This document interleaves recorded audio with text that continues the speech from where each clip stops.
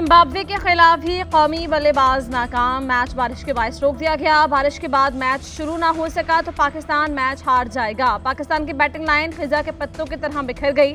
सिर्फ 58 रन पर 6 बल्लेबाज आउट होकर पवेलियन चले गए। अब्दुल्ला शफीक 1 रन, साइम अयूब 10 रन के साथ पवेलियन चले गए। कामरान गुलाम 17, हसीबुल्ला बगैर कोई रन बनाए आउट हो गए। सलमान आगा 4, इरफान खान सिर्फ 7 रन बना सके। जिम्बाब्वे ने पहले खेलते हुए 206 रन का टारगेट दिया। जिम्बाब्वे की पूरी टीम 41वें ओवर में आउट हुई। सलमान आगा और फैसल अकरम ने 3 खिलाड़ियों को आउट किया। मोहम्मद रिजवान और आमिर जमाल क्रीज पर मौजूद। रिजवान की क़यादत में 3 खिलाड़ी पहली मरतबा वनडे मैच खेल रहे हैं। हसीबुल्ला, आमिर जमाल, फैसल अकरम का वनडे डेब्यू। नए खिलाड़ी भी बल्लेबाजी में कोई कारनामा सरअंजाम न दे सके।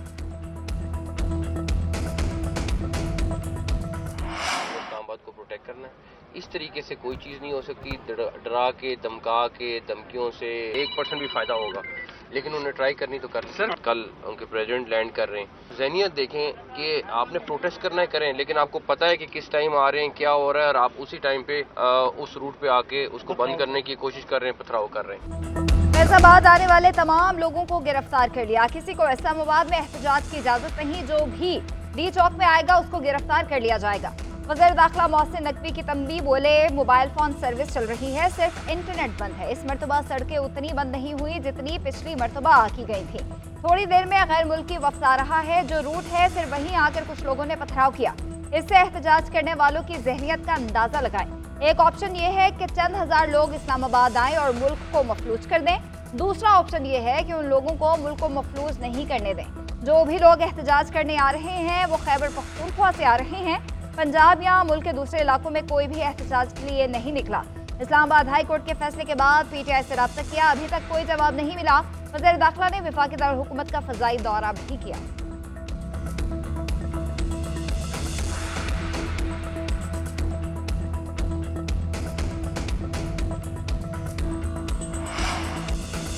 सियासी एहतजाज है या मुल्क की इज्जत व वक़ार के खिलाफ सोची समझी साजिश और खेल। तहरीक इंसाफ बार बार ऐसे वक्त एहतजाज की कॉल क्यों देती है जब बैनुल-अक़वामी शख्सियात आ रही हों। नायब वज़ीर आज़म इसाक़ डार ने कहा, बेलारूस के सदर और अहम कारोबारी शख्सियात आज इस्लामाबाद आ रही हैं। चीनी वज़ीर आज़म का दौरा हो या SCO समिट, तहरीक इंसाफ यही कुछ करती है, पाकिस्तान को अपनी घटिया सियासत पर फ़ौक़ियत दे।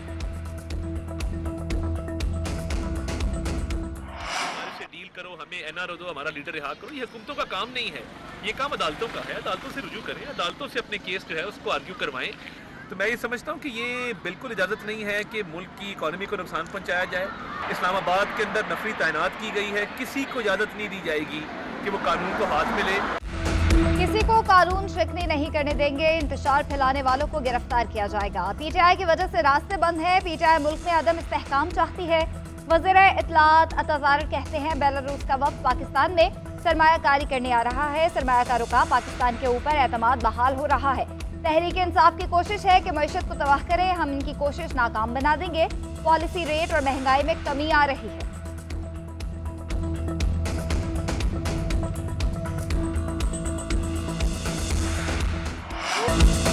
अमन व अमान की सूरत हाल बरकरार रखने के लिए पुलिस मुतहरिक। इस्लामाबाद, रावलपिंडी, लाहौर समेत मुख्तलिफ शहरों में पुलिस नफरी तैनात। कैमरों से निगरानी, होटल्स और गेस्ट हाउसेज की चेकिंग।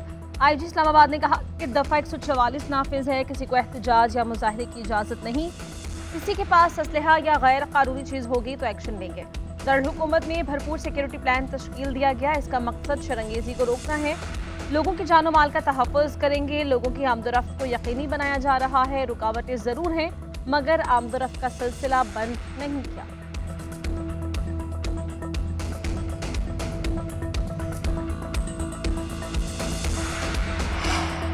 अमेरिका और यहूदी लॉबी PTI को सपोर्ट कर रही है। हैदराबाद से उबाड़ा तक PTI हमें कहीं नजर नहीं आती। सोशल मीडिया के जरिए झूठा बयानिया चलाया जाता है।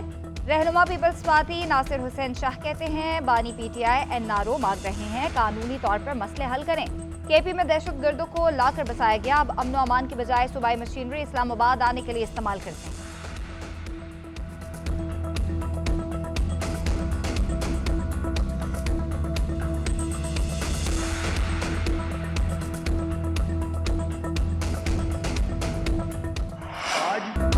एहतजाज एनआरओ के लिए किया जा रहा है। अगर वो समझते हैं कि मुकदमात झूठे हैं तो तोड़फोड़ इसका रास्ता नहीं। रिहाई का वाहिद रास्ता अदालतें हैं, वहाँ बेगुनाही साबित करेंगे। ऐसा कोई फर्द नहीं जो आइन और कानून से हटकर आपको मुआफ़ी दे। कानूनी तौर पर सजा हुई तो इसको खत्म करने के लिए सदर को अपील कर सकते हैं। वफाकी वज़ीर हसन इकबाल की न्यूज़ कॉन्फ्रेंस कहा कि हुकूमत ने माजी में इनके साथ नरमी का सलूक किया, जिसका नाजायज़ फ़ायदा उठाया गया। अज़मा बुखारी ने कहा कि अवाम फितना और फसाद की सियासत में शामिल नहीं होना चाहते। बताएं कहाँ बैठे हैं? आपने तो इस्लामाबाद जाना था, अडियाला जेल के फाटक खोलने थे। पाकिस्तान में सरमायाकारी आ रही है, इन्हें सिर्फ इसकी तकलीफ है।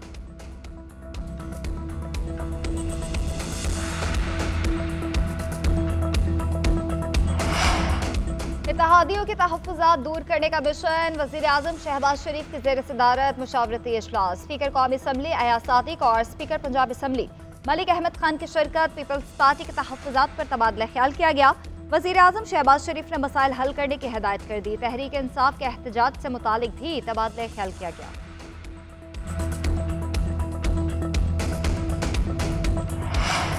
Chairman Peoples Party Bilawal Bhutto का केपी की सूरत हाल पर तशवीश का इजहार। कहा कि सूबा बेअमनी की आग में जल रहा है, केपी हुकूमत लापता है। हुकूमत का खामोश तमाशाई बने रहना दहशत गर्दों का इत्तेहादी बनने के मुतरादिफ है। अमन व अमान का क़याम सूबाई हुकूमत की अवलीन जिम्मेदारी है। पीटीआई हुकूमत शहरियों के जानो माल को तहफ़्फ़ुज़ फराहम करने की जिम्मेदारी निभाने में नाकाम हो गई। केपी में अमन व अमान यकीनी बनाने के लिए पीपल्स पार्टी अपना किरदार अदा करेगी। बिलावल भुट्टो ने सूबे की सूरत हाल पर गवर्नर फैसल करीम कुंडी से रिपोर्ट तलब कर ली।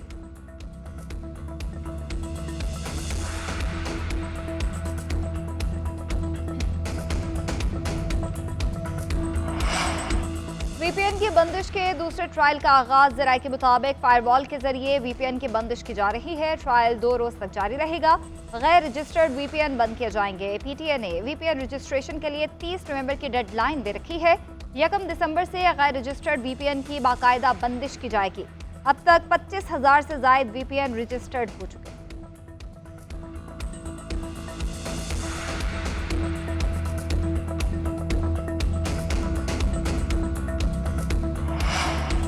वज़ीर आला पंजाब का पाकिस्तान की पहली शहीद खातून पायलट मरियम मुख्तियार की नवीं बरसी पर इजहार अक़ीदत। मरियम नवाज ने कहा कि मरियम मुख्तियार ने साबित कर दिया कि तामीर और दिफाए वतन की काविशों में बेटियां किसी से कम नहीं।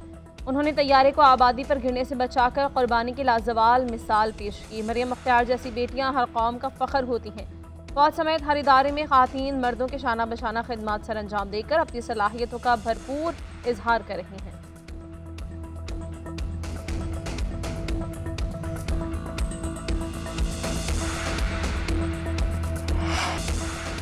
मुल्क में पोलियो के मजीद 3 cases report. Emergency operation centre के मुताबिक डेरा इस्माइल खान और योब से 2 बच्चियों और जाफराबाद से 1 बच्चा पोलियो से मुतासर हुआ। बलूचिस्तान में रवां साल अब तक 21 पोलियो केसेस रिपोर्ट हो चुके हैं। केपी के से 14, सिंध से 13 पोलियो केसेस रिपोर्ट हुए। रवां बरस मुतासरा बच्चों की मजमूई तादाद 55 हो गई।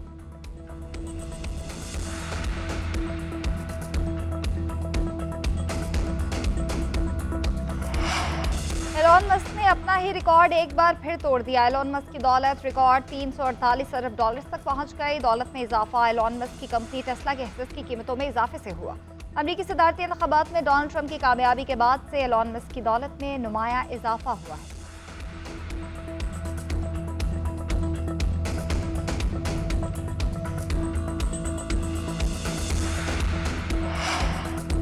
बॉर्डर गावस्कर टेस्ट सीरीज का पहला मैच पर्थ टेस्ट के तीसरे रोज भी ऑस्ट्रेलिया की जमकर धुलाई। भारत ने 487 रन बनाकर इनिंग्स डिक्लेयर कर दी। यशस्वी सोई और विराट कोहली की सेंचुरीज, केएल राहुल ने 77 और नीतीश कुमार ने 38 रन बनाए। ऑस्ट्रेलिया में भारतीय ओपनर्स की रिकॉर्ड 201 रन की पार्टनरशिप। इससे कबल 1986 में गावस्कर और श्रीकांत के दरमियान 191 रन की शराकतदारी कायम हुई थी। दूसरी इनिंग्स में ऑस्ट्रेलिया के बैटिंग लाइन फ्लॉप 12 के मजमूई स्कोर पर 3 विकेट्स गंवा दी। मैच जीतने के लिए 522 रन का पहाड़ अबूर करना होगा।